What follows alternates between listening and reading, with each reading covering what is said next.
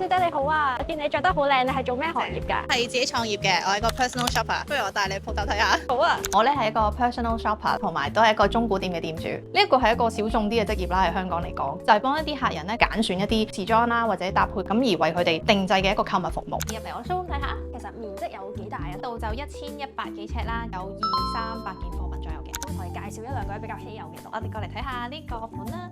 首先咧就係呢個 Versace 嘅千禧特色嘅一個化妝袋仔啦，上邊咧係鴕鳥皮啦，做咗少少珠光嘅工藝。然後咧就係呢個 Chanel 啦，佢係一個80年代嘅一個款式。遠睇咧佢好似一啲窩釘咁樣，但係近睇咧每一個上面咧都有啲絲絲嘅 logo。Personal shopper 嘅工作內容包括啲乜嘢？先要預約咗一啲購物嘅場地，揀合適佢哋嘅衫啦，或者係服裝啦，令到佢哋有一個舒適嘅購物過程咯。如果係名錶啊或者珠寶咧，可以去到7-8位數字都有。尤其啲外國人啦，佢嚟到香港更加想睇一啲地道特色嘅嘢，咁佢哋好願意使錢嘅，可以喺PMQ 嘅一啲小店入邊咧係可以使到好多，佢會使更加多嘅錢去將嗰樣嘢運翻去屋企。郵輪嘅客人啦，買咗啲小物件係要嚟裝飾屋企嘅，佢其實一年咧得10幾日喺佢屋企嘅啫，但係佢好重視喺屋企 family 嘅時間。